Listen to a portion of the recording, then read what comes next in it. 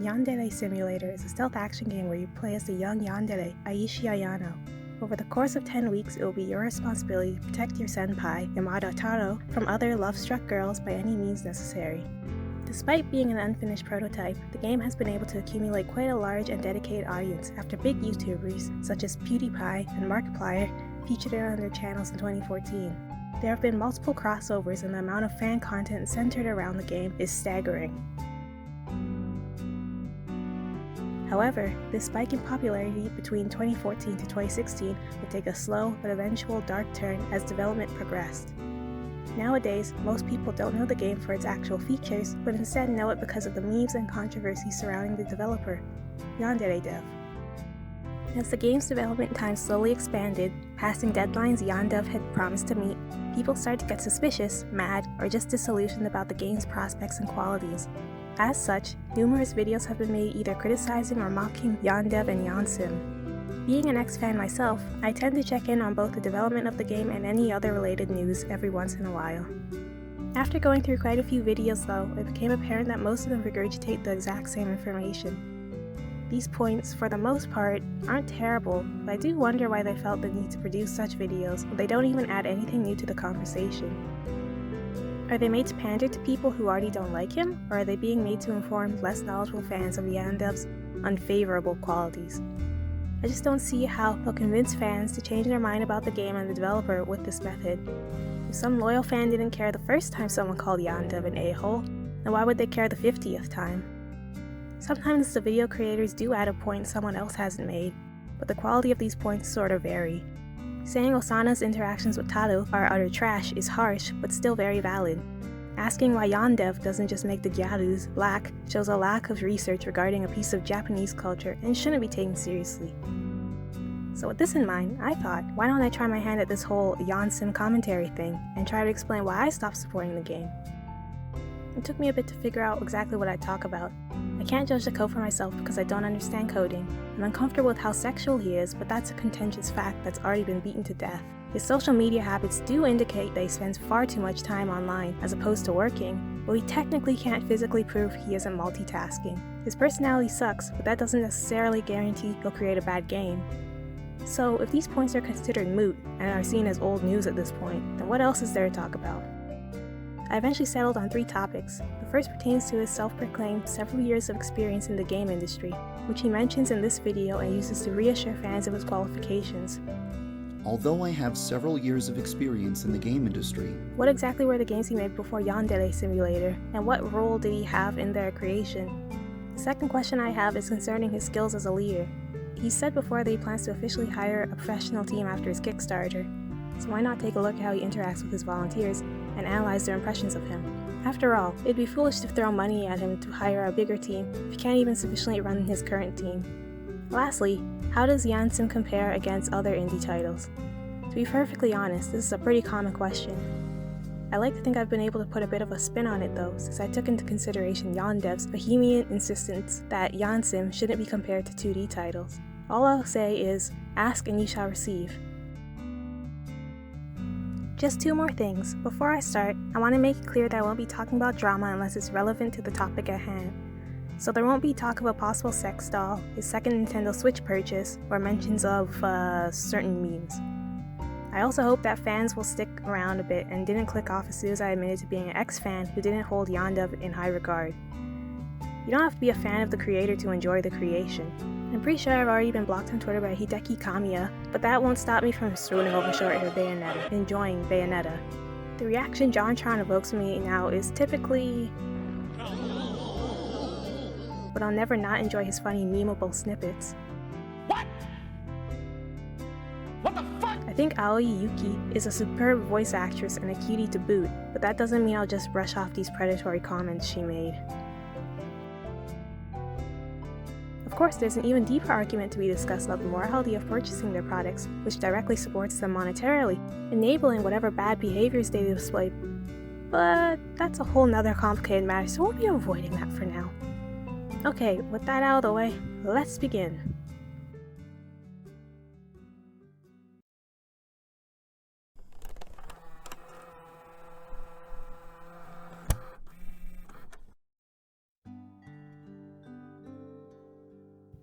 As mentioned before, YandereDev uses his experience in the game industry to reassure others of his qualifications. By his own admission, he's been involved in the creation of 10 video games and has made a number of prototypes. To me, someone who's never created a game, this was initially a very impressive fact. Even more impressive was the fact he's apparently self-taught. I was pretty dazzled thinking I was watching a diligent game dev, hidden behind the persona of a creepy avatar. That illusion slowly cleared in my mind though after his identity was revealed, and, being a curious teenager, I decided to actually check out said prototypes and games. To say I was concerned is an understatement. Before working on Yandere Simulator, YanDev worked on various prototypes on his own and professional games at the indie company Kung Fu Factory. So it was a small company, big deal. That doesn't always mean they're bad. The games YanDev worked on though, weren't exactly the most impressive. Well, maybe he's done better things on his own, I thought. Let's just take a look. First at his prototypes, and then at his professional works. First up is Shada, a freeware 2008 game featuring platform and shooting wrong description. Joking aside, it was just a reskin of the game Iji. Iji? I-G? From my understanding, this is the first game YanDev made after familiarizing himself with Game Maker. The reception towards this game wasn't the warmest, as users called him out for just taking Iji and calling it his own. The original developer himself even hopped onto the thread, politely encouraged him to go back to the basics before attempting a project like this. Backstory aside, let's actually judge his work for ourselves. Well, good news is, the game wasn't a virus like my computer thought it was. Bad news is, I couldn't get past the main menu. We're off to a promising start. Okay, to be fair, our first attempts are usually stinkers. It should all be uphill from here. Next up's one of his prototypes, fighting game engine. Thankfully, YanDev learned from his past mistakes and cut out the main menu. The prototype's pretty bare bones and feels very stilted. You can only play one character, there's no sound again, and there's no end despite a timer being present at the top of the screen. The controls are odd, but I don't know what I expected from a keyboard-based fighting game. I didn't think this was really good at all, however, I will also admit to not being a fighting game player. The most I've played is the original BlazBlue, the second Budokai Tenkaichi game, some Dead or Alive 4, and Chemical Extraction. That counts, right? Anyways, I didn't really realize this at first. Fighting game engine's actually based off of Skullgirls. I'm sure those of you with eyes who are familiar with the hit fighting game have already noticed the similarities. It should be known that this is the game engine that was shown to and criticized by Mike Z. We already know how that turned out, so I won't be going over it again. All I'll say is a person's past actions don't necessarily determine whether they're a good or bad person in the present. People change and what society deems acceptable humor evolves as we progress. However, if you're showing an eerily similar pattern of behaviors between your past and present self, then maybe this isn't just a bunch of weirdos wrongfully trying to cancel you. If you are on the internet around 2014 and lurking on 4chan or DeviantArt, then you might recognize this character.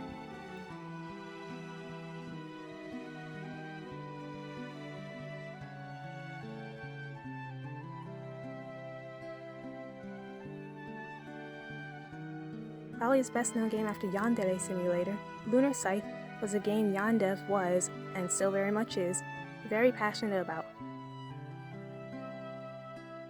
The little playable preview displays a side-scrolling beat-em-up that takes a little less than 2 minutes to beat. I apparently didn't even take damage in my first run-through. The controls for the game were, to put it kindly, extremely unintuitive, and the dash didn't even work. I'm really confused as to what thoughts were going through his head. We decided to use the arrow keys for movement and Z as the jump button. Wouldn't it have been easier to bind the movement control to the WASD keys, the dash to the left shift key, jump to the spacebar, and the light and heavy attacks on the left and right mouse buttons respectively? The special attack button could have been bound to the E key or maybe the middle mouse button. Just anything other than where it was. Besides the controls, the actual gameplay is passable. There's nothing too wrong with it, but there's also nothing that makes me go, yeah, I'll come back and improve my score later. The worst thing that I noticed was that filling up the special attack bar was way too easy. I can definitely see people just spamming the special attack for an easy win. When enemies are launched, they're flung way too far off the screen, and chasing them to continue a combo was a hassle. Finally, the game's just easy. My first run-through, the heavy attack animation bugged out, leaving me thinking it was just supposed to be a small swipe, rather than the full arc it's supposed to be. Nonetheless, I was still apparently able to beat the level without taking any damage at all, while also struggling with the bizarre control scheme. Overall, I was pretty bored while playing this demo, and wouldn't recommend it, but I guess there's no harm in trying it yourself. Honestly, I'm a bit worried this is the type of thing you put after working at a game company for 3 years. The rest of his standalone projects aren't really worth analyzing. We've got a cookie clicker clone, a prototype engine based off of Fire Emblem that, similar to Fighting Game Engine, also has no end, and another fighting game he sent to Cub Scouts. Okay, so his personal projects aren't all too impressive. Who knows, maybe he just needs to be in a more conducive setting to pump out some quality products. With that optimistic thought in mind, let's move on to the professional games he contributed to. After taking a glance at his resume, the first thing you might notice is that he was only really deeply involved with a handful of games. Literally half the games he was involved in the making of had him as a QA tester and assistant producer. To quickly describe these roles, QA, or quality assurance, means that you're working to find bugs and exploits in the game for the programmers to patch out. Assistant producers, from what I've gathered, are basically secretaries and are focused on the paperwork or scheduling part of production. Now don't get me wrong, these positions are obviously important. There's more to video game production than being a part of the creative process. That being said, how are these positions supposed to convince me that you know what you're doing as a programmer and lead designer? Those were just half of the positions he used to back his claims. We still have 5 more games he worked on where his contribution was more significant. Sadly, they don't exactly give me much hope either. Of the 5 remaining games, 3 of them are shovelware mobile games, while the remaining 2 are fairly unknown console fighters. I'll be talking about the latter 2 games, since the mobile games really don't have much to offer. To my dismay, I quickly found out that I wouldn't be able to get my hands on either game. Spartacus Legends has been removed from the Xbox Live Marketplace since 2015, while Girl Fights, a PlayStation 3 exclusive only accessible through the PlayStation Store. Sadly, my George Foreman grill experienced the yellow light of death not too many years ago. That being said, at least it's not completely out of reach for everyone, and it only costs a modest $14. Ratings for each game seem to be relatively mixed. Girl Fight has almost a full 5-star rating on PSN. Critics on Metacritic unanimously gave the game negative reviews, and the people who did talk about the game on YouTube weren't exactly impressed with the quality of the product. Lacking story, characters, and gameplay seem to be a recurring theme among these reviews. I recommend you check out Sugar Punch Design's review of Girl Fight to get the best impression of the game. Spartacus Legends, on the other hand, was seen as more generally favorable between the two. Its free price and inoffensiveness seemed to have netted a few points, but even so, there were many complaints about the gameplay and graphics. Despite these complaints, the game was able to accumulate a modest audience as displayed by this Change.org petition for a sequel. After looking at his past work, some of you might be thinking, so what, he hasn't seen any success yet. Phil Fish also worked on a few shovelware licensed games before going on to make Fez. And you're right, just because his most acclaimed game to date is a licensed Endless Runner doesn't necessarily mean he's unqualified for the job at hand. However, the fact he uses these less than impressive games to reassure people of his qualifications are what's worrying to me. If he thinks these are good enough for me to say, oh yeah, of course he can handle the development of a proposed social stealth game featuring multiple personas in an ever-evolving environment based off the actions you take, then no, I don't feel reassured. Another thing that interests me is the fact that the highest position he's ever gotten was as a junior game designer. Based off of how Ubisoft describes junior game designers, I think it's safe to assume he left just as he was actually getting into the meat of game production. Why'd he leave before climbing up and actually honing his skills? Maybe he hated working on mobile titles or couldn't see himself getting anywhere higher within the company? Who knows, but at the end of the day, the small legacy he left behind leaves much to be desired.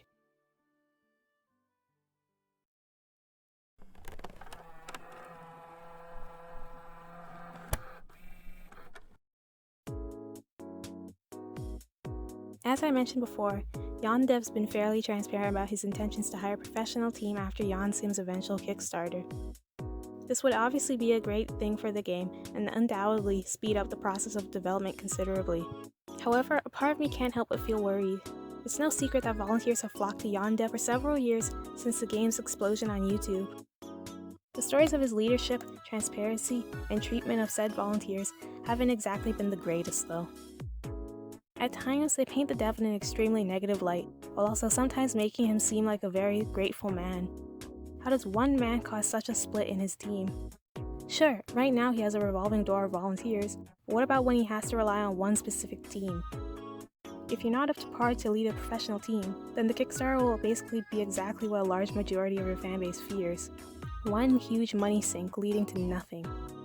Can you imagine spending thousands or even close to $1 million on a team, only for them to quit or not display their full potential as a result of their boss having no idea what he's doing? So, does this apply to YandereDev? Well, let's find out. Of course, as project head, you don't have to be friends or even like the people you're working with.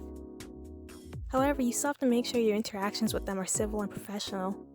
Many volunteers have left the project after finding out more info about the dev and his shoddy past, with a few people even confronting him about it in search of answers.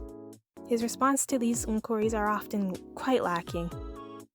YanDev, a talented modeler, could probably be considered the first big name to have left the YanSim project. They were reportedly uncomfortable with the sexual turn the game was taking, and became even more concerned when the dev proudly owned up to his, spotty past. When they messaged the dev with these concerns, rather than calmly explaining his vision for the project, he instead proceeded to try to make them feel guilty for being such a prude. The rest of the team was composed of degenerate perverts like him, so why couldn't YanDev just lighten up? How we thought this approach would work when one of YanDev's main problems was the very fact they were uncomfortable with such things escapes me. But hey, maybe if you just throw more money at them, then everything will be fine. It can be assumed that this is the original post that had people start to think, hey wait, who the heck am I working for?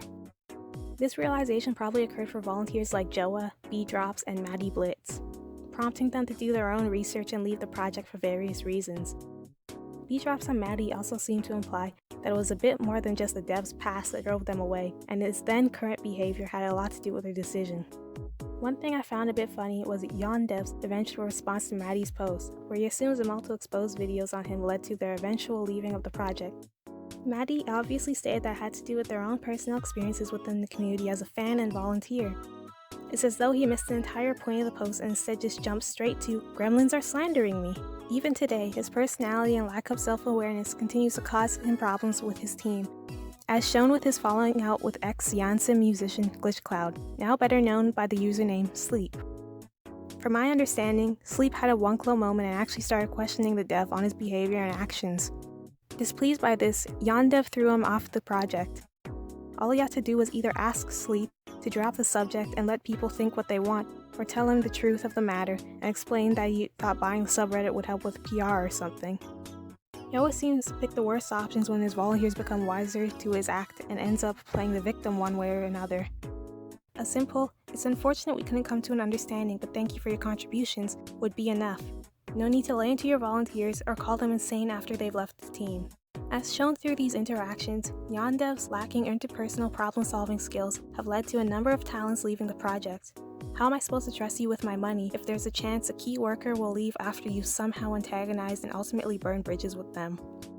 What will you do if you're unable to hire adequate replacements because you've become known as that guy within the game dev circle? A professional relationship with your team means not taking everything personally.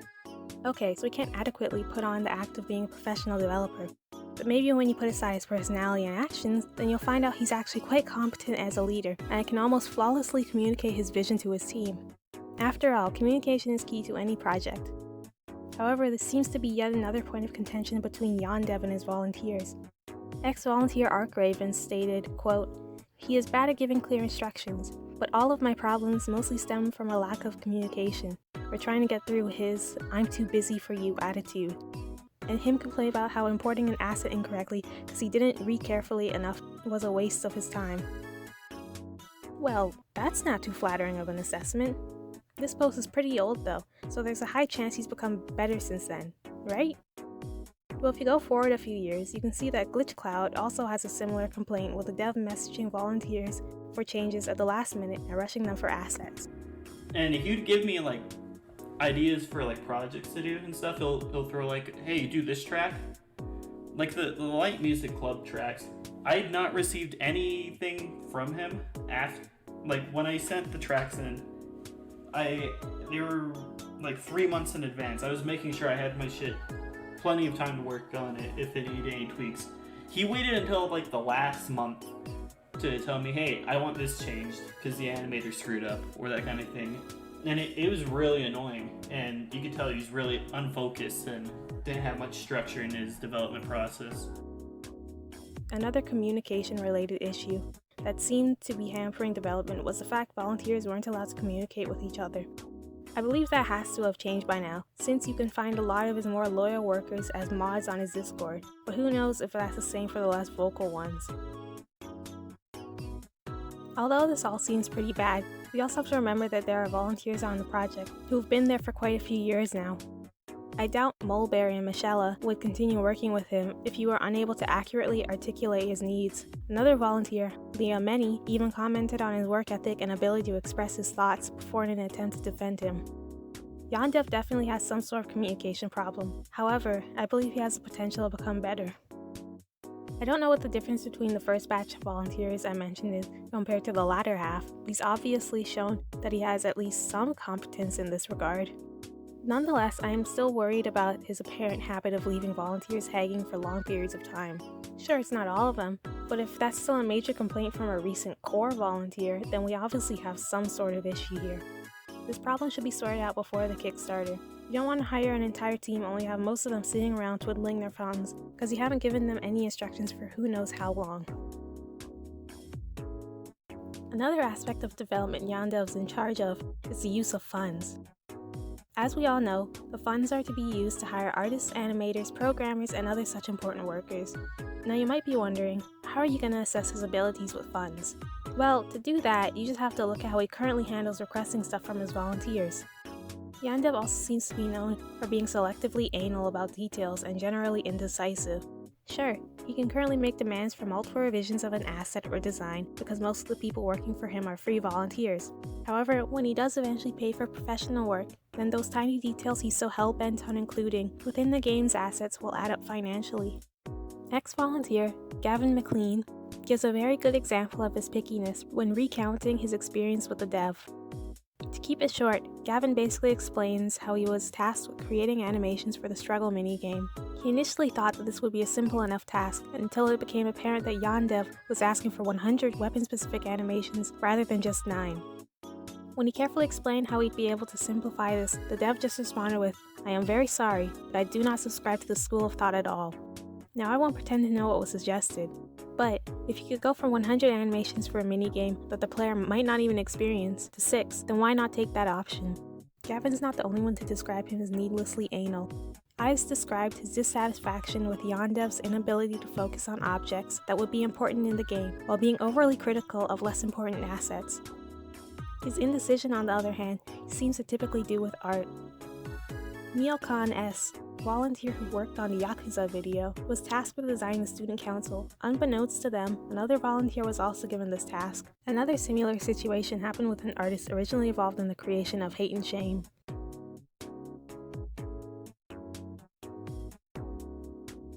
Now overall, these two situations don't seem too bad.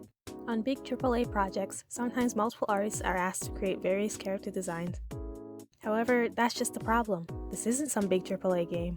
This is an indie title with a limited budget. You're not Square Enix. Hiring a bunch of different artists to create character designs not only makes the game look less cohesive, but also requires quite a bit of money. It's best to just stick with one character designer so you don't get into the habit of needlessly commissioning multiple designers later on in development. Mismanagement of project funds should always be a concern to anyone backing a crowdfunded campaign. The project leads needs to be able to distinguish worthwhile expenditures and recognize where corners can be cut. Who knows, maybe he'll learn to focus on details that matter and become more decisive when it comes to the look of the game. I personally don't want to bank on a maybe though, and would prefer to see him change before I start throwing money at him. Last but not least, his handling of legal matters leaves me concerned over what would happen if YanSim ever got into any sort of legal trouble. I wasn't sure whether or not to include this issue in the volunteers section, but changed my mind since the people involved could technically be considered volunteers. The most well-known and recent case of YanDev making questionable decisions during a legal negotiation has to come from the recently leaked emails between him and TinyBuild. Besides coming off as extremely whiny on his end, YanDev thought it prudent to try and threaten TinyBuild into not charging him for their work. I don't know if they backed off because it worked, or if they were just tired of dealing with him. but they eventually just dropped the development charges. What I wonder though is, if he had gone through with this threat, then wouldn't that have given tinyBuild the right to sue for slander? He may not have liked the work they did on the game, but it's highly possible that if we were shown what exactly they did, it'd probably be some work that obviously needs to be done. To me, the situation's like if a wealthy homeowner tried to sue their maid for using a dish soap brand they didn't like. Another less well-known incident happened with an ex-fan by the name of Invader Aika. Aika wanted to sell YanSim themed merch, but respected YanDev enough to ask his permission first and even offered to compensate him. Everything was going pretty well, with the two agreeing to a gentleman's agreement, despite Aika's apprehension. But at the same time, she still trusted and looked up to the dev. When controversy surrounding YanDev started to get more serious, however, Aika rightfully made a judgment call and decided to ask for a formal contract. YanDev didn't exactly respond well to this. The ensuing conversation led to another breakdown of what would have been a profitable deal. What really confuses me in this case is the fact YanDev responded so badly despite Aika still at least having a shred of hope for him, despite what they saw. Aika stayed professional for most of the conversation and didn't terminate the agreement upon hearing some rumors. They just wanted reassurance that neither of them could screw each other over legally in the long run.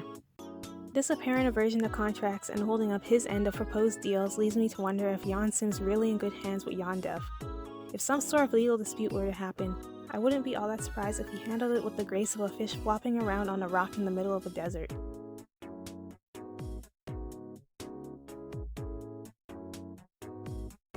It's always possible these problems won't present themselves after the Kickstarter. However, will he really be able to break these habits so easily after running his project in such a way for so many years? Maybe he really can run a team and these are just a few bad experiences. I mean, not every ex-volunteer left on bad terms with him. Jurul Bozu and Only Wednesday Music even collabed for a fan piece recently, and can now be found on the official Discord server. I honestly wish I could be optimistic about his prospects as a leader, but the negatives in this case, in my opinion, seem to outweigh the positives. Before he even thinks about hiring a team, he needs to not only work on his communication skills, but also his professionalism in general.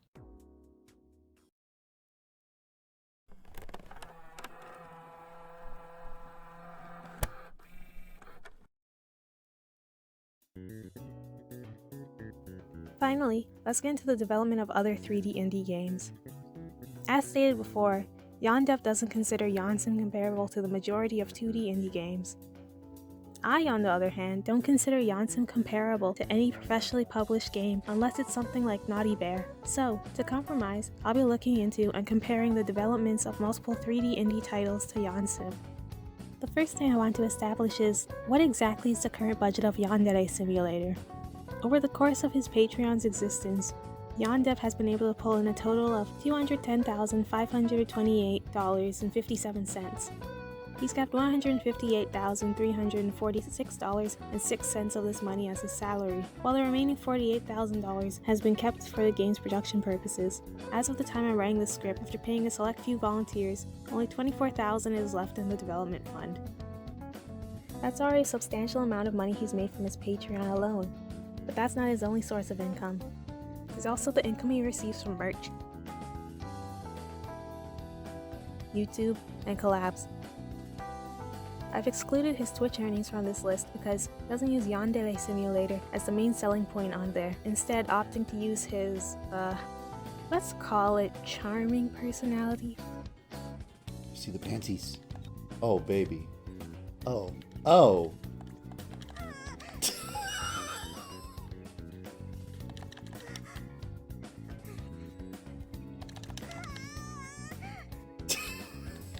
So I believe he should be allowed to keep that money for himself rather than dedicate it to the game. It's hard to calculate exactly how much he gains from the 3 revenue streams I've included. However, I think it's safe to assume his YouTube draws in quite a bit and his merch sales could at least sustain him if he were forced to live off of them. Because of his relatively young audience, I think it's safe to assume a good majority of the game's fans watch YanDev's videos on mobile devices without any kind of ad block. It wouldn't be his entire audience, but the ad revenue has to be adding up to a good sum. To be fair though, the type of ad and the country said ad is being shown to is also said to affect the amount of money you earn. So there's a possibility that the channels only net him a couple thousand rather than the possible million he could have made in his channel's lifetime. His merch sales is another point of interest. It's possible he's raking in quite a bit of dough from his crowd-made store, considering the fact he thought it prudent to restock the Yankun body pillows, along with adding 2 new body pillows. However, it's also just as possible that he's made this move in desperation, considering the fact his Patreon had been at an all-time low for a while before making this announcement. Although I think it's very possible YanDev's making more than he lets on, I can't concretely prove how much exactly he's making. One more thing that's come to light recently, however, is the fact tinyBuild put $31,000 worth of work into the game before their partnership was terminated. So for YanSim's budget, I'll be combining tinyBuild's labor costs with the total amount of Patreon money YanDev's made. That gives us $231,000 to use as comparison against other indie titles. Next, let's establish a core team for Yandere Simulator. I don't know why people still act like YanDev's a one-man developer when he obviously has multiple people working for him. Just look through his blog or the in-game credits. He stated quite a few times that he has programmers helping him in various ways, and he obviously doesn't do any of the composing, modeling, texturing, animating, or voice acting on his own. For the sake of this section, and in order to keep things more organized, we're going to be using specific volunteers to represent his core team. Those members are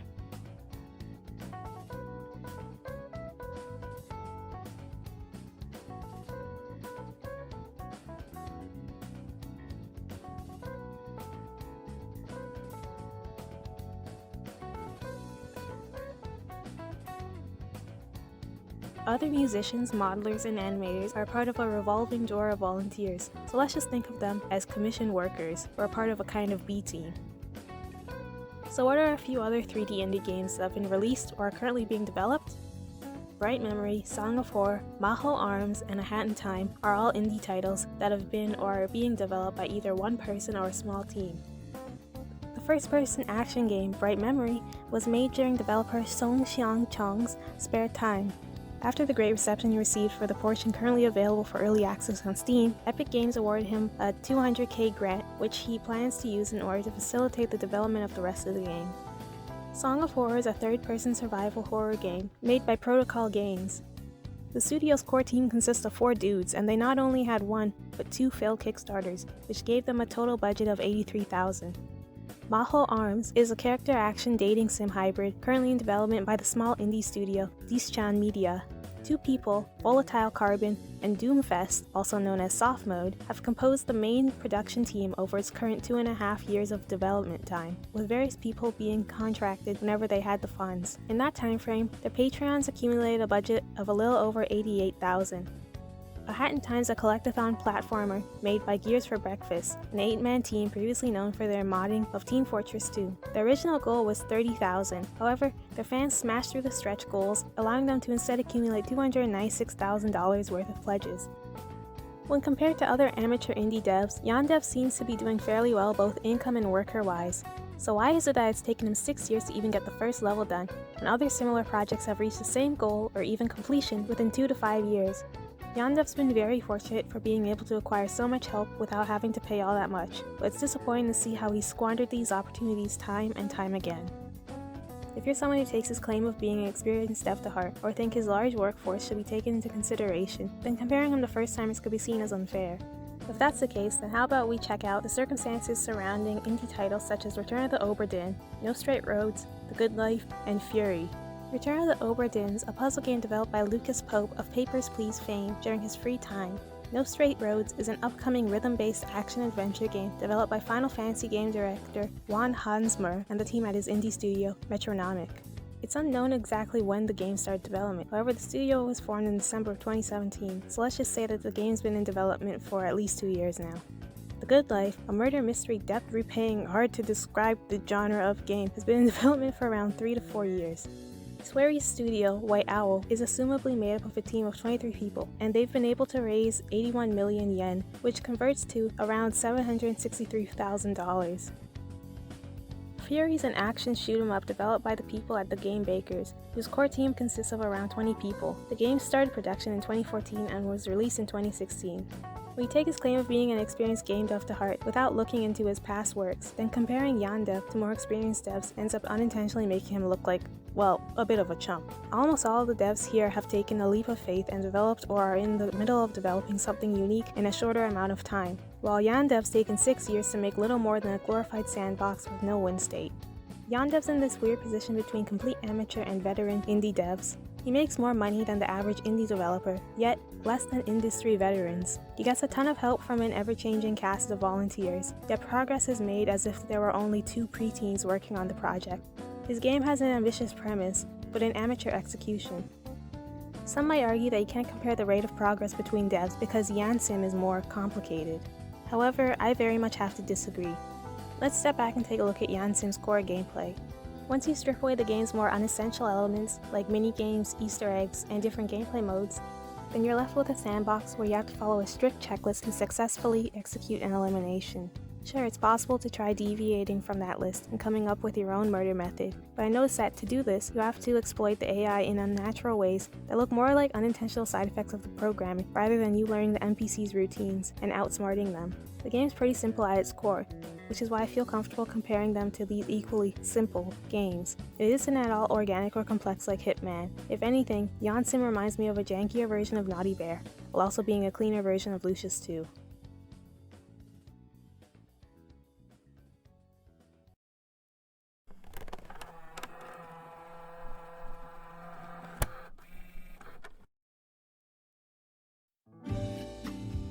This may sound weird, especially after everything I've just said, but I actually believe YanDev may have the potential to at least finish YanSim. I know he said he was going for low-hanging fruit, but honestly, I think he had a pretty good pace when implementing more important features like student routines and personalities, along with elimination methods. It's all the useless features, videos, and general interactions he has that really slows down the development.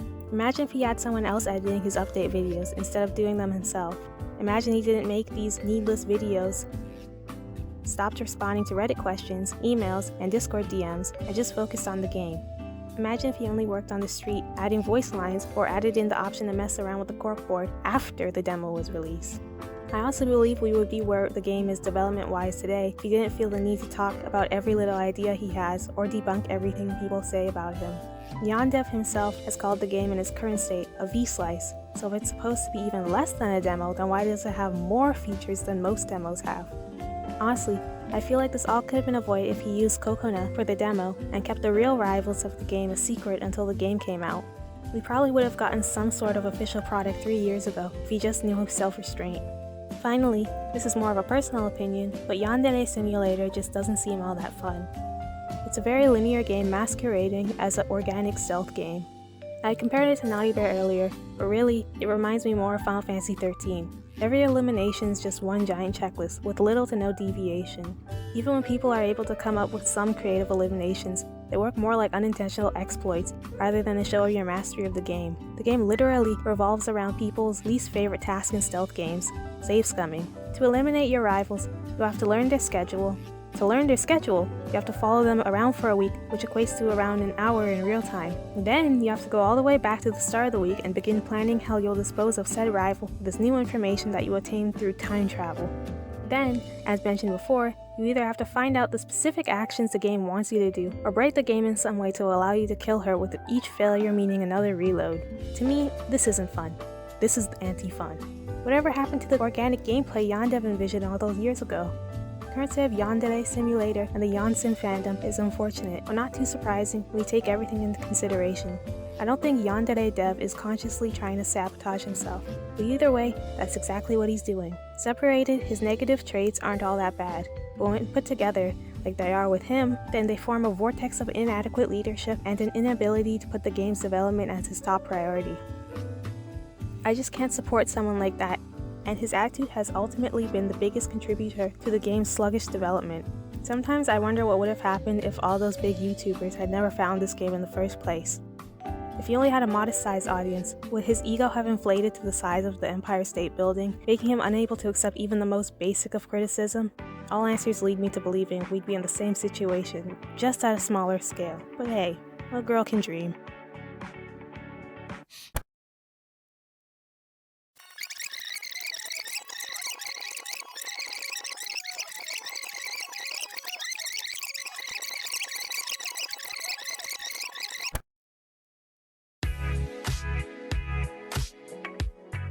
Because I don't want to become a YanSim channel, I thought it'd be a good idea to just throw my grievances and extra thoughts about everything surrounding this guy into a short bit at the end.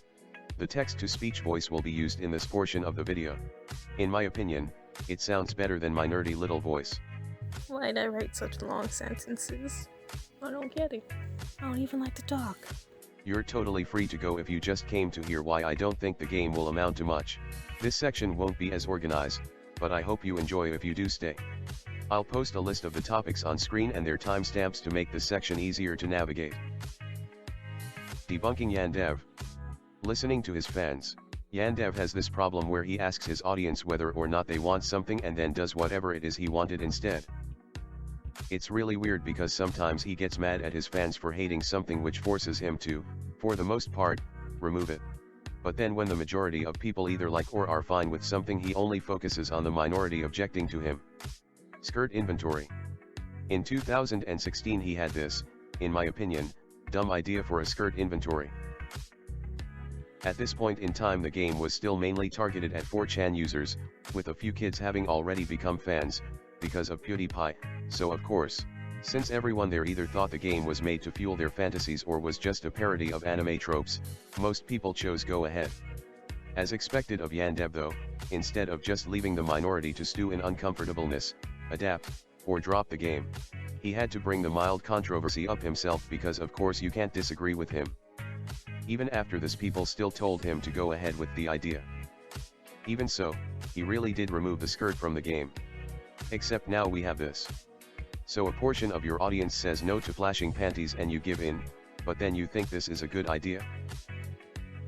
Beat 'em up system. Oh yeah, he really didn't go through with the beat 'em up feature. Except he did. We even explained why we thought going around beating up people or getting into fights would be weird, but then you go ahead and add it back in as a quick time event. I don't understand, did you not read why people thought the idea was dumb, or did you just see a bunch of no's and go I know how to fix this while tricking them into thinking it's not a fighting feature?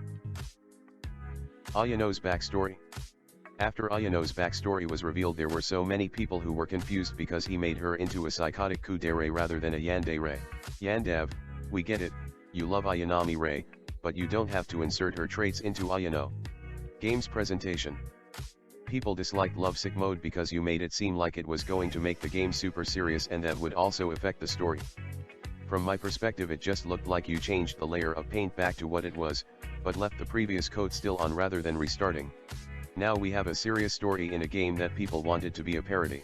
Well, I guess you could still mistaken it for a parody if the developer didn't make their intentions of it being taken seriously clear. Drama. Back when you initially made this post a large majority of your fans didn't care about the drama. So why is it that after asking them what they thought you went on to continue talking about the drama both on and off your YouTube channel? Just get off your socials and work on the game. I'm not saying isolate yourself, you can still hang with your friends, but you should know by now that every time you try to make a PR move it just backfires and slaps you in the face.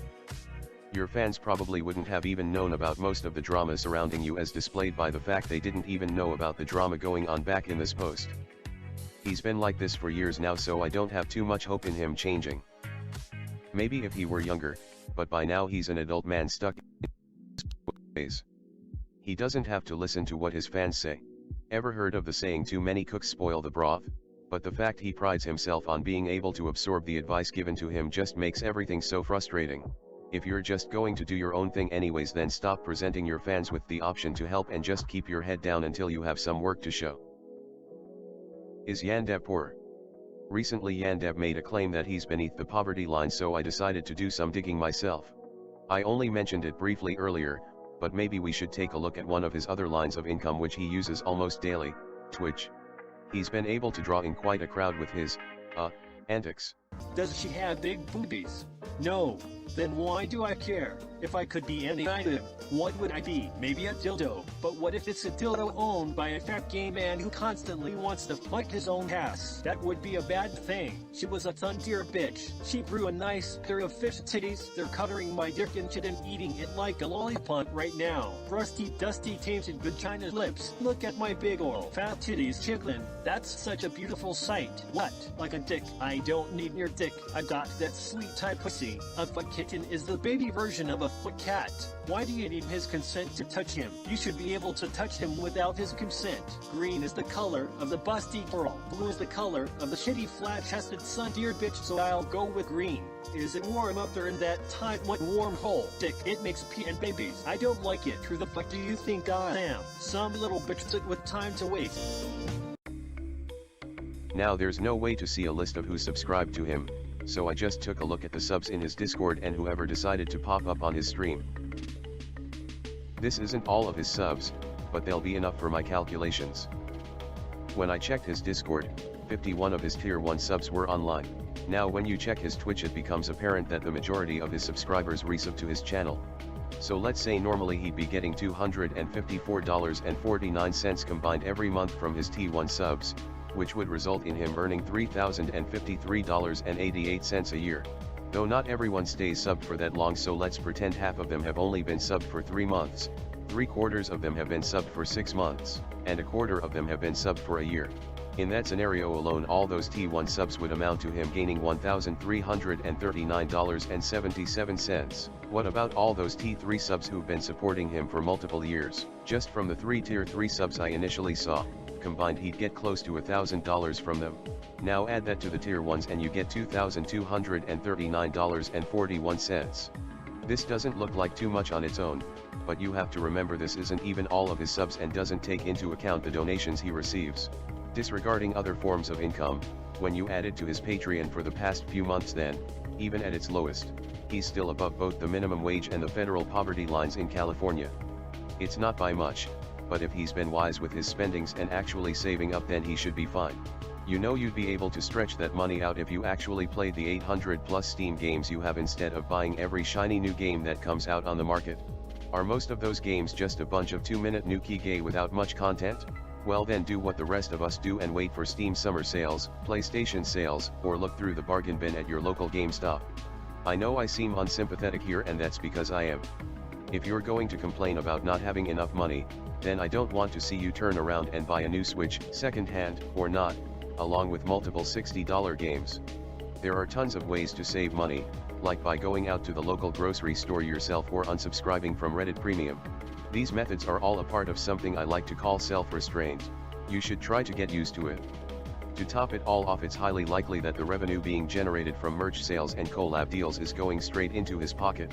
Every time fans question him on where these funds along with YouTube money is going, he either gets very defensive or outright ignores the question. Editing Tater here. I dropped into one of his streams cause I was curious, and Adolphin, a mod, sponsor, and tier 3 sub of his just dropped almost $185 worth of bits on him within 5 minutes. He also got multiple donations from people trying to cheer him up. I thought people were exaggerating about the donations, but people really were donating money and bits every few minutes. I'm supposed to believe he's poor after seeing his mod drop $300 on him within a week on top of all the other money she pays him. If you're so worried about your financial situation, then just move in with her. She's obviously willing to drop hundreds on you anyways. YanDev versus similar games. Everyone and their mother already knows what happened with Epic Meal Dev, Dr. Apice, and YandereDev, so I'll just quickly recap it with screenshots. I did find the situation with Epic Meal Dev in particular quite hilarious, since in 2018 someone allegedly impersonated YanDev and sent hate mail to Epic Meal. What I wanted to talk about is the fact this isn't the first time he's tried to throw a similar game out of the running. Yandere School was also seen as a vitriolic rip-off in YanDev's eyes, resulting in him false flagging one of their gameplay trailers. YanDev seems to not understand what a genre is and just assumes anyone willing to take a crack at making a similar game is out to copy and defame him. What I found odd is that a lot of his projects are heavily based off of other properties. I don't think that fact in and of itself is weird so much as it contradicts his own views on game development. One fan asked him what he thought about YanSim likes, and this is what he had to say. If he feels that way, then doesn't that invalidate a large majority of his own ideas? YanDev's also sent a guy pretending to be a volunteer a game he plans to make based off of Look Trousers. I didn't mention it until now because the original poster didn't provide screen caps of the email, so there was a slim chance it was faked. However, I'm now including it because I've found proof that they weren't lying. You see, this initial post is from 2016. A few months later, while talking about why Yandere School's a rip-off, he mentions Luke Trousers being one of his favorite indie titles. It's like he opened up that very email and edited it a bit before posting it on Reddit. He even did the comparison to Doom. So while condemning a game for being a rip-off, he also confirmed that he himself planned to make a rip-off of another game. You can't make this stuff up. As someone who claims to be intimately familiar with the game industry, then he should know that sometimes companies produce very similar games almost at the exact same time. Sometimes different companies just have similar ideas, and other times a different company gets the idea to use a concept currently in development from another company. Love letters, obviously the later of the two options, and there's nothing wrong with that. Even then, shouldn't you feel some sort of flattery that your games basically started its own genre? I don't remember From Software whining to Bandai Namco about Code Vein ripping off Dark Souls. There's a reason why the Souls-like genre of games exist. If your game's superior, then we'll find out for ourselves once we play it. Another thing I found even more funny is this line from Epic Meal implying YanDev said something disapproving about his acceptance of fan suggestions. Well, that's sorta harsh, isn't it? If he really thinks that, then that must mean he's never or rarely ever used others' ideas for his game.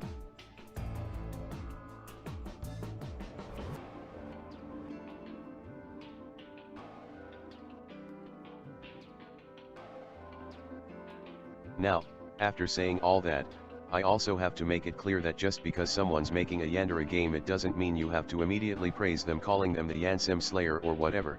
It's like no one remembers what happened the first time they blindly supported a dev without first looking into his credentials. You have to play it by ear.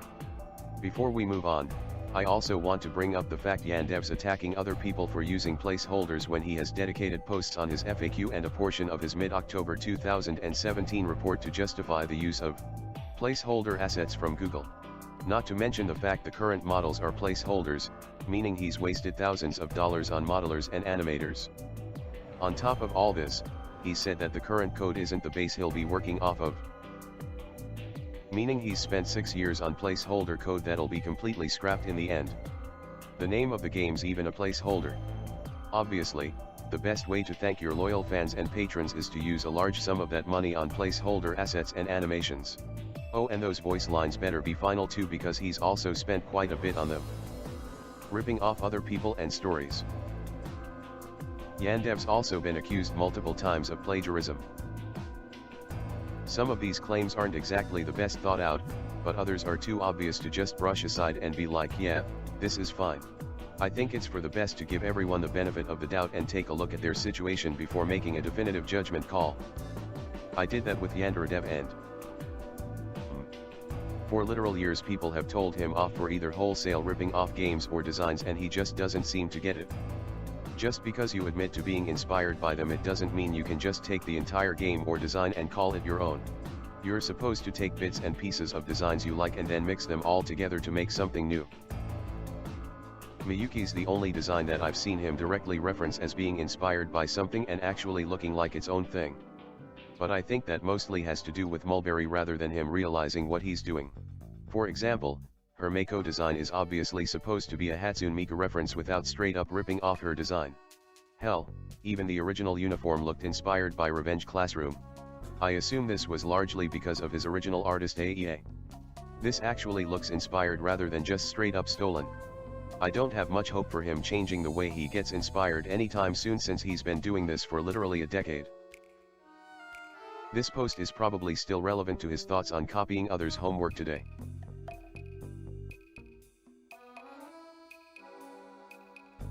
His unoriginality, lacking imagination, and inability to write engaging plots is another reason why I stopped following the game's development. Naming the band in the light music club the Strawberry Thieves is a cute Easter egg. Wholesale adding copyrighted characters and other people's designs is not. And adding the mystery gang makes absolutely no sense when the entire point of the game is to reference Japanese media.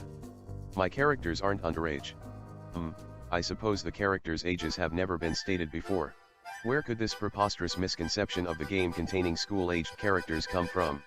Do you think Anita and Kitaku will get pissed at me if I sexualize the schoolgirls? I like the idea of her being a naughty incestuous jailbait Alita who is constantly trying to get into her brother's pants. It's about slaughtering schoolchildren. You're welcome to just slaughter schoolgirls indiscriminately. You have to kill 10 schoolgirls. Lots of unsuspecting children are going to be murdered. Your only targets are schoolgirls. Murdering dozens of schoolgirls. Yandere-chan is a schoolgirl. A schoolgirl. Someone did make a schoolgirl model for me. Into the hands of schoolgirls. Attempted to fix the schoolgirls spin in circles when walking downstairs. Bug. I'll only allow schoolgirls to be stabbed if they're past the entrance. A serial killing schoolgirl. How many weapons is too many for a schoolgirl to carry? I want the game to be about a serial killer indiscriminately slaughtering schoolgirls left and right. I didn't think that people would be brave enough to post about a schoolgirl slaughtering sim. Why are you telling your friends and family that you bully schoolgirls and take panty shots? She would act like a shy schoolgirl. I decided that a schoolgirl serial killer simulator sounded more interesting. A schoolgirl model with adjustable hips, butt and thighs. I'm developing a game where the player is capable of slaughtering schoolchildren and sexually harassing underage girls. What could be happening to this poor schoolgirl? The sound of exploding fireworks could be used to mask a dying schoolgirl's screams. A game where a schoolgirl's panties are constantly displayed. If there were cutscenes of schoolgirls getting raped, you'd have a point. I'm sure he's changed his stance on her specifically being a schoolgirl since the— You may actually see the protagonists depicted as a Japanese schoolgirl. It wasn't just a schoolgirl killing game. Schoolgirl with black hair, ponytail, black eyes, black stockings is Ayana's design. Was the partial nudity, the slaughtering of schoolchildren, or something else entirely? I wonder if there's any way to find out. The characters are underage. Any proof that the NPCs you fight are underage? Well, 20, yes. 20-year-old girls attending college can also be considered schoolgirls. Take that, Gremlins. Seriously though, I sorta struggle between condemning him for the sexual content in and around his game or just brushing it off because I haven't experienced a situation like this before. Much like YandereDev, I'm pretty sure developers like Toby Fox and Scott Cawthorne didn't intend for their fanbases to mostly be made up of children. However, unlike YandereDev, they didn't dig their heels in after said audience was gained and then say GTFO, look at how mature my game is. It even has creator-approved porn of it.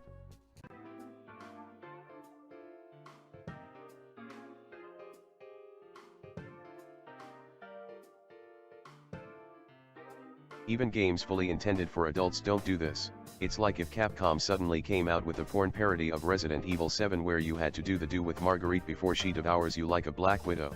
The only other dev that I can think of who looped his own character is Yoko Taro, but even then he didn't, in my opinion at least. Go to the creepy extremes YandereDev is and his audience isn't made up of actual children.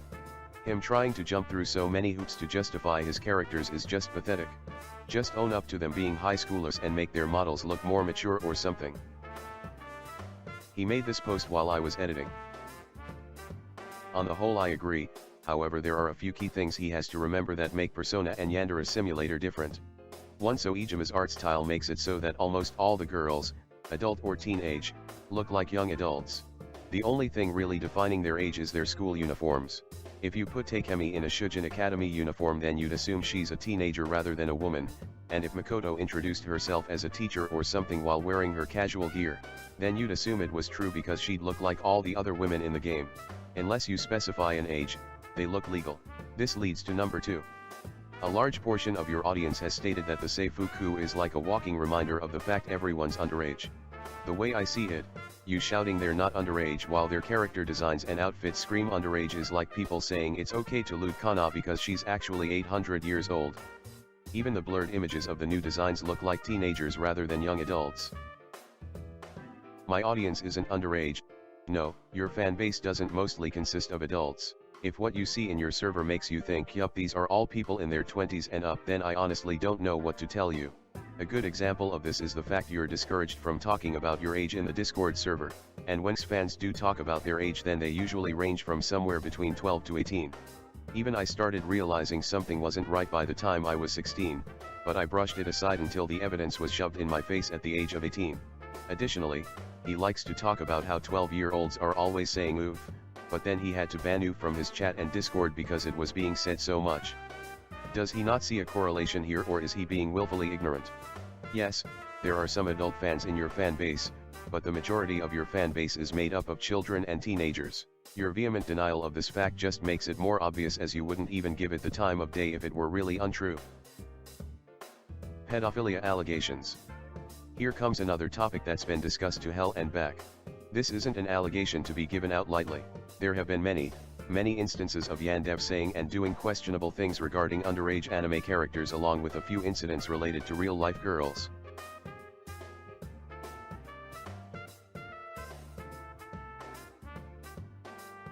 I think the problem with YanDev, concerning his sexuality, is that he was extremely sheltered at a young age after being bullied out of school. Only for him to then be left to his devices on the internet, where he found anime titty and developed an unrealistic expectation of women. He not only wants them to be model thin with big busted boobies, but he also wants them to be submissive, babyish, and quiet virgins. What he wants from them on an emotional and intellectual level implies pedophilia, but what he wants from them on a physical level is an exaggeration of the female form. Basically, he's one of those guys that wants a born sexy yesterday girlfriend. I don't think, or at least I hope, he's attracted to children physically. However, I do think he's attracted to their mindset, which is probably why the cis-F incident happened. He was never properly taught sexual education and wasn't able to freely talk about it in his family, resulting in the sheltered rich man child with the sex-related addiction we know today. That being said, it still doesn't excuse his apparent need to sexualize any and everything, especially when that thing looks like or is a child. Like, I found this post from 8chan of one of YanDev's old stream viewers talking about how he wrote a creepy fanfic featuring a 16-year-old girl and 36-year-old man. If the idea of you being a pedophile has been such a rampant thing throughout most of your adult life, then shouldn't you be trying to do something to get rid of that title rather than continuously reinforce it? I think the most damning piece of evidence in this case, other than his inability to shut up about busted pink-haired 16-year-olds, is his old OkCupid profile. The lowest age you can be to use OkCupid is 18. When he was 28, he was okay with finding a woman 10 years younger than him, but only willing for older women to be older by 2 years. Anyways, I'm sure everyone's just overreacting. After all, how could he look at younger people when most of them have deformed flat chest? In regards to the sex license statement, I think I get what he was trying to say, but that doesn't make the concept any less stupid. First of all, and most obviously, you can cheat on test. Second of all, mental maturity isn't the only reason underage sex is frowned upon. Even with contraceptives, it's not 100% guaranteed you won't get pregnant. Pregnancies can wreak havoc even on the healthiest of women's bodies. Even if the baby is born with the child and mother unscathed, we then have to think about whether the child will be put into foster care, which isn't always sunshines and rainbows, or if the girl will drop out of school in order to raise the child, lowering her chances at getting a stable job. There are so many more dimensions to this other than do you think like a 20-year-old. I think his original intentions with the little sister could have worked if he were trying to play up the weird incest you sometimes see in anime, and showed that Taro didn't like it, but put up with it because he loves his little sister. YanDev probably wouldn't have done that though. So far he's played every trope he's added straight without any comedic spin to it. Megami should be this comedically rich and overpowered Mary Sue. But instead YanDev's so invested into her that she really is a Mary Sue with a super serious backstory, and look at how cool the Seikos are, guys. Her backstory and entire character is over the top funny, but not on purpose. There would also be the fact it's hard to tell when YanDev includes something in his game because it's his fetish or because he really just thinks it's funny. Recently people have been able to link this image he posted on Twitter with a Japanese blog that it assumably originated from. Along with this picture was pictures of the female students of Natsuro High being molested, gang assaulted, and being forced into playing with dogs and little boys. How am I and others supposed to just give him the benefit of the doubt when he's looking at this kinda stuff and talks about sex so much that he considers it a part of his personality? Racism and homophobia. Including an Easter egg of the personification of a virus, currently causing the deaths of numerous people, and dressing her in a YanSim, further perpetuating the idea that this is a Chinese virus, is racist and should 100% be mocked. If he were to have added this Easter egg any time after the current incident, it would still be distasteful, but at least it wouldn't, in my opinion, feel like a spit in the face to all the people currently suffering. Racism also includes the fetishization and infantilization of another culture. You can like the way a YanSim, or in YanDev's words the Chongasm, looks, but its use in this context is to basically mock Chinese people. There's a reason the character has bat wings. It's like if someone made AIDS-kun and portrayed him as a dark-skinned, sassy dude wearing rainbow-colored gear. Don't worry though, according to YanDev, this caricature isn't being made to mock any groups. AIDS-kun just happens to be from North Africa and thinks rainbows are like so totally cool. Wait, I was joking. What did you think would happen when you made the only naturally dark-skinned person in the game wear a collar and be the personification of a literal dog? I'm of the mind you don't have to add a bunch of non-Japanese people to your game since it's supposed to take place in Japan. However, if you are going to add them, then at least think about how you're portraying them before adding them in. Adding a male yandere and female senpai to the game's a horrible idea because of the additional voice lines and work it would take to implement them. Don't just exclude the male yandere because you're insecure with your own sexuality and are afraid of the SJWs winning. Get rid of both and stop being a baby. False flagging. While I have mixed feelings about the game's Luetha's channel, this isn't the first time YanDev's false flag videos about him. Game's Luetha's situation's the most well known, but he also did the same thing twice to Let's Player A's-Man after he posted well-meaning videos explaining how the game could be improved. He was genuinely invested in the game's development, but YanDev's reaction was, well, less than pleasant. One of the reasons he got mad at A's-Man was because he showed some pictures from the, at the time, leaked rival introduction video. The problem with this though is that apparently YanDev was the source of the leak. He was the one who showed it off on his totally private and absolutely not public at all stream in the first place, so why the heck did he get mad at him? He's also admitted to mass flagging multiple videos about him in the past with little results, apparently took down one of YandereDev channels. But that's another festering issue I don't want to touch, and I already mentioned him flagging Yandere School back in the good old days. The end, he's hopeless. I actually believe Yandere Simulator will be released eventually. His stubbornness just won't let him let go of this project. Whether or not it'll be as envisioned is to be seen though.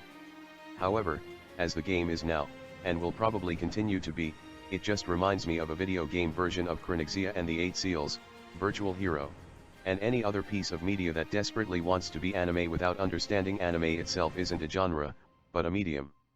Other than that, he'll never change. He's exactly the same as he was when he was 18, and that really baffles me because even I feel embarrassed when looking back at my 18-year-old self. Sure, my 18-year-old self wasn't as bad as my 14-year-old self, but I'm still happy to have moved on from that point in my life. YanDev knows he has problems, he's known for almost 20 years now, but at every turn he refuses to just accept help. It's honestly really sad, but if he refuses to change despite being at least self-aware enough to talk about it, then there's nothing anyone can do. And I can't help but feel absolutely no sympathy. That's not to say I'm wishing ill will on him, that'd be pointless. But why should I feel sorry for him when he had this to say after a young girl related to one of his detractors was almost pushed towards the edge because he refused to step in and stop his fans? You didn't even have to forgive her boyfriend for what he was saying about you, but to respond like this? It was only after his replies garnered less than favorable feedback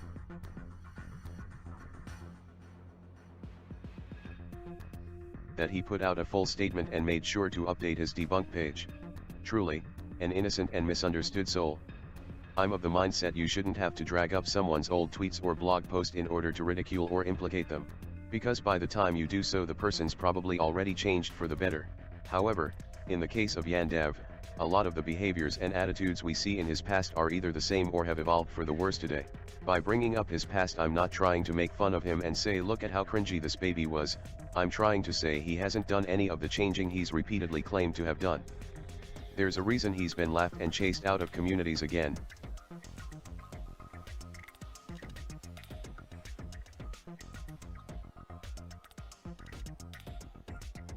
And again.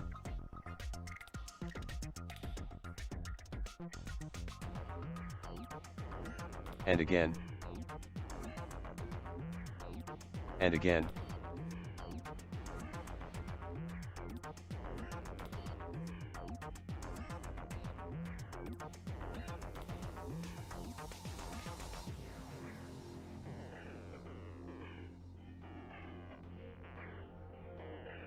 And again. And again. And again.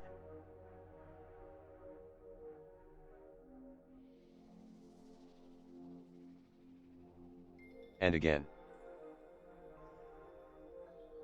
If development of the game's making him so miserable, then stop. I can't feel sorry for him when he constantly says I don't want to do this anymore yet refuses to actually help himself through therapy or accepting his cousin's continual job offering. YanDev, you have options to change yourself, but instead you'll just spend the rest of your life in front of your computer, alienating yourself from the rest of the world and wondering why no one else can be as reasonable as you. If you're still here then wow, how have you not died of boredom yet? Seriously though, thank you for watching this video. I don't know if I was really able to properly articulate my arguments since I'm pretty rambly and I have trouble putting my thoughts into words. But I hope I was at least able to bring some new points to the table. Every time I thought I remembered everything that I had heard of or seen before I'd find something else and be like oh yeah. That happened didn't it? I think we just got so used to seeing him create messes that we eventually just sort of brushed them off as just YanDev things. Like I completely forgot about the Pisces and GU situations. I think I completely blocked out the cis-F claims and the anti-Semitic Black Sun sponsor he defended. It feels so good to get this off my chest. It's not like it's been something on my mind every day and every second of my life. But when the subject of YanDev does pop up there's always so much I want to say that I feel like isn't talked about enough. I mean this guy's got issues that he's repeated ad nauseum his whole life. But instead we're sitting here crying about store-bought assets and making fun of him for drinking semen-like substances from an overly intricate cup. I might do one more YanSim video related to character design, but after that I'm definitely never going to bring this subject up again. I don't want to be one of those people that just put out video after video of the exact same thing. I think I just have a lot to say cause I had been a fan since almost the beginning of the game's development, but I've never really voiced my opinions on everything that's happened. Like after I found his posts from when he was younger and saw how he hadn't really changed since then. I just stopped keeping tabs on what was going on until people started to make YouTube videos on him. Now I'm going to lie down and hope this man doesn't make any more stupid decisions.